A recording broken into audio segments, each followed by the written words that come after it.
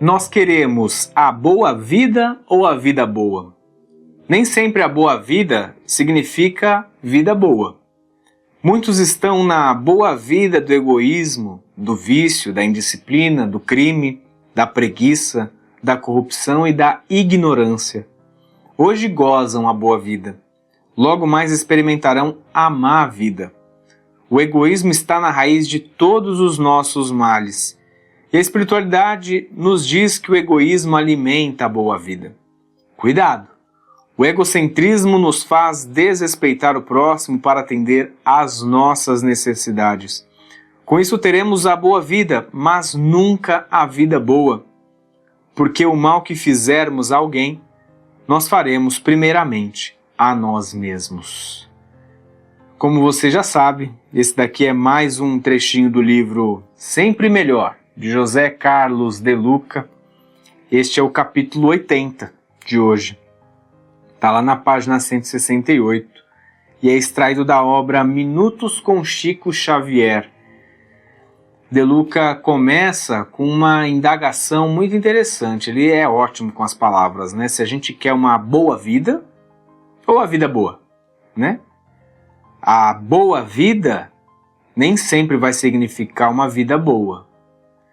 E aí ele está querendo dizer que muitas vezes a boa vida, né, essa vida aí do bem bom, ela é uma vida muito mais material e muito mais, obviamente, egocêntrica. A gente vai pensar muito mais somente em nós mesmos e o outro aí vai ter que se virar. A gente não se observa como um elemento, parte de um todo. A gente se coloca como um indivíduo único que vive a sua vida da sua forma única, inserido num ambiente que é igual para todos, né?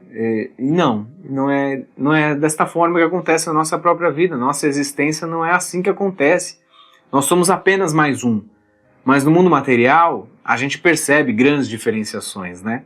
Por que existem pessoas que têm certos níveis financeiros de maior facilidade do que outras? Obviamente por conta, a gente conhece, né?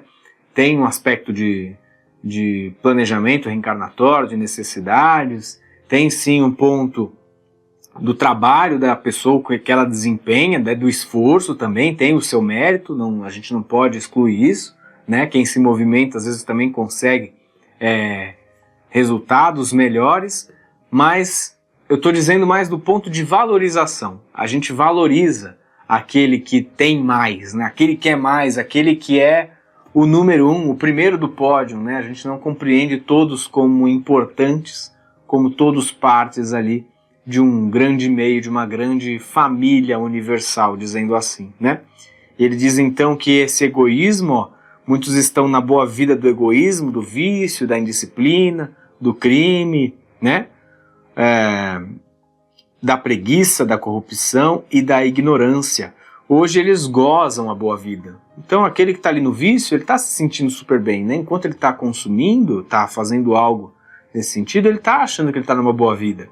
Aquele que tem a sua indisciplina, que faz aquilo que quer, não quer seguir regras, que está ali no crime, obviamente, está às vezes vivendo uma vida fácil, né? Uma vida mais tranquila, porque ele não trilhou caminhos naturais para o sucesso ou para facilidades.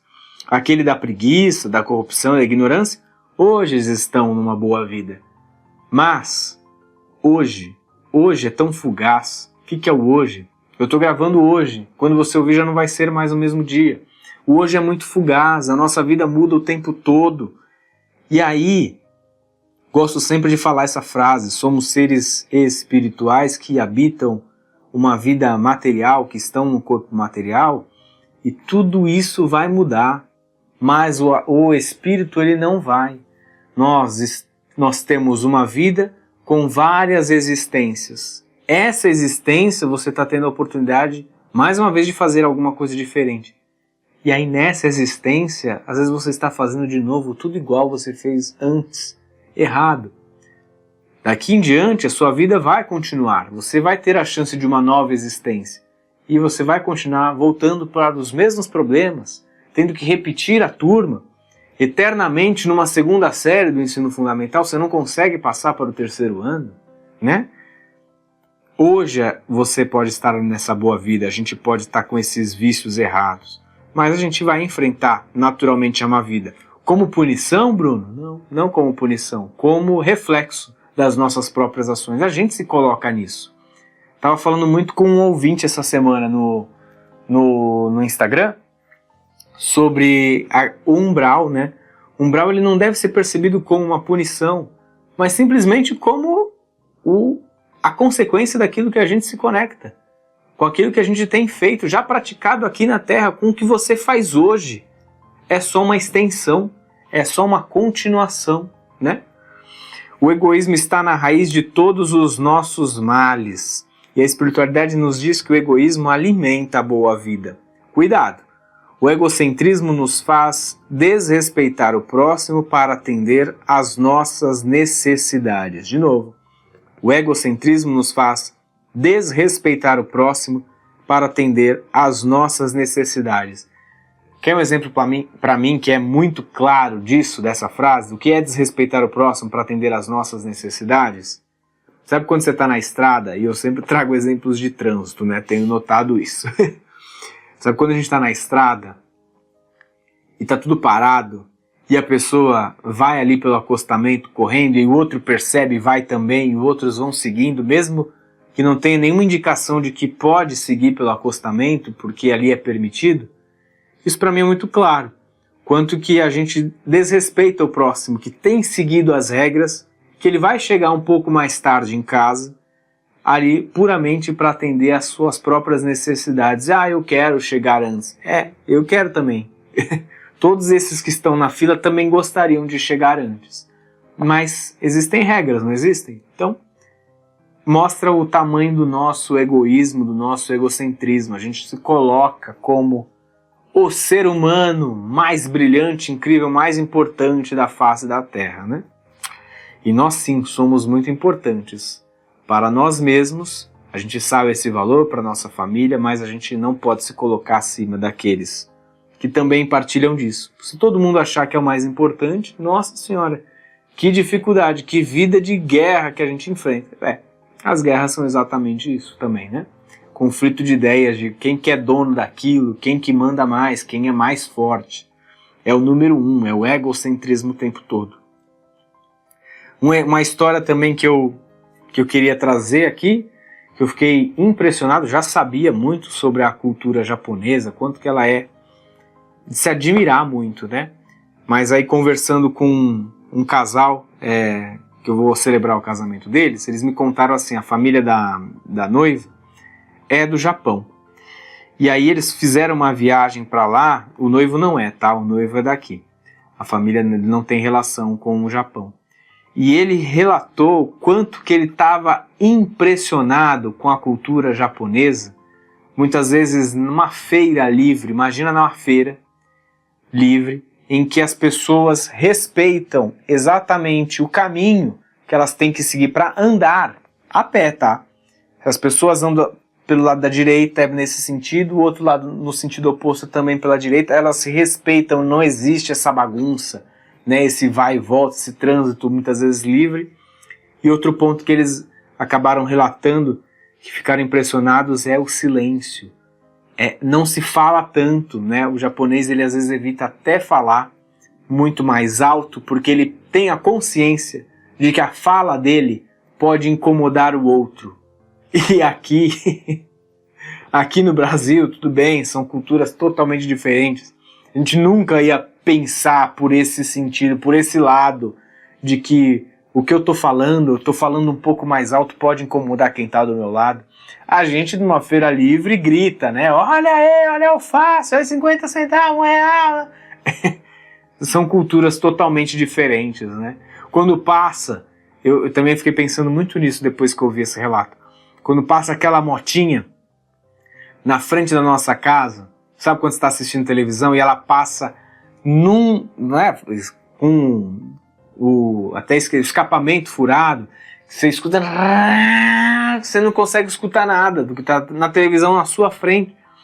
Muitas vezes porque o cara, nem sempre, gente, não vai ser ali porque ele está com escapamento furado, porque está com problema na moto dele, é porque ele quis fazer mais barulho. Ou quem passa com o carro com um som altíssimo, que treme a casa. Muitas vezes são relatos, não é todo o Brasil, né? Isso é muito mais dos grandes centros, é muito mais das metrópoles. E compreendo que a gente tem ouvintes de todo o Brasil, até do mundo. Mas, com certeza, na sua realidade, você vai lembrar de algum exemplo desse. Pessoas que pensam somente nelas, né? Se acham que estão sozinhas, talvez, no mundo, ou querem se mostrar demais para as outras, né? Achando que aquela música dela é sensacional, que não tem como não gostarem, né? Não tem como se incomodarem com esse som tão alto. Então, esse egocentrismo nos faz desrespeitar o próximo para atender a nossa própria necessidade. Com isso a gente terá a boa vida, mas nunca a vida boa. Porque o mal que fizermos a alguém, nós faremos primeiramente a nós mesmos. E aí eu vou trazer, para a gente terminar um episódio um pouco mais para cima, né, já que foi tão aqui para baixo, falando dos nossos erros, dos nossos desarranjos, vou usar essa mesma frase no outro sentido, né? A gente tem a boa vida, mas nunca a vida boa, porque aquele mal, né, o mal que fizermos a alguém, nós faremos primeiramente a nós mesmos. Eu digo, a gente pode colocar no mesmo sentido quando falamos do lado positivo, né? Todo o bem que fizermos a alguém, nós fazemos primeiramente a nós mesmos. E Chico Xavier já dizia isso, né? Todo bem que fizerdes é teu advogado por toda a vida, né? É porque se compreende, são acúmulos de boas energias que vão se aproximando de nós, que vão elevando o nosso patamar, que vão nos colocando numa posição mais elevada nessa jornada. É uma jornada espiritual, essa jornada de vida, né? Todo bem que a gente faz primeiro bem a nós mesmos. Toda vez que você evita revidar uma discussão, uma briga, você faz bem primeiramente a si. Você deixa o seu orgulho de lado, você não discute e isso volta para você. Tive uma conversa também com uma pessoa nessa semana que disse exatamente isso, comentando que muitas vezes no trabalho dela acontece exatamente isso. As discussões acontecem, as pessoas elevam o tom, até desrespeitam. Começam a falar, trocar farpas no pessoal. Então uma pessoa começa a levar para o pessoal da outra, e o que ela faz é justamente não discutir.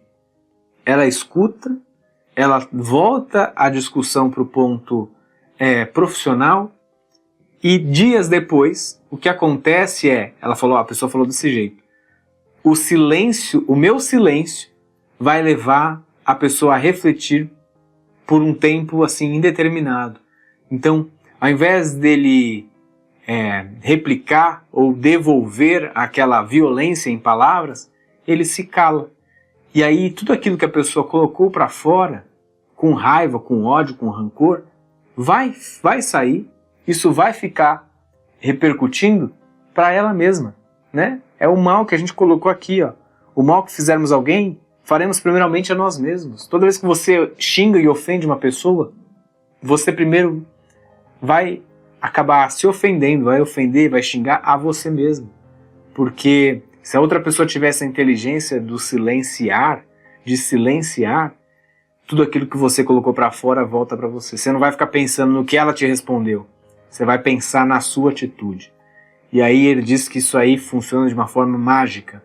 Passam poucos dias, 2 dias, geralmente a pessoa se arrepende do que disse, fala com ele, pede desculpas, e eles se ajeitam. Ele diz que ele aceita também na maior boa vontade, na maior humildade. Então, um pouquinho desse episódio que a gente tem para aprender hoje sobre egocentrismo e sobre aquilo também que a gente oferece para o mundo e para as pessoas que estão convivendo com a gente. A gente sempre vai afetar primeiro a nós mesmos, né? Nós somos um reflexo do que é o outro também, tá bom? Se você gostou desse episódio, se você conhece alguém que iria gostar de ouvir, então compartilhe com essa pessoa, mande aí, ó, fala, ó, esse episódio aqui, talvez você vai gostar, é para você. Receba esse presente aí nessa semana, tá bom? Os trabalhos técnicos mais uma vez foram feitos por Fernando Teixeira, eu sou Bruno Sereno. Um grande beijo no seu coração e fique com Jesus.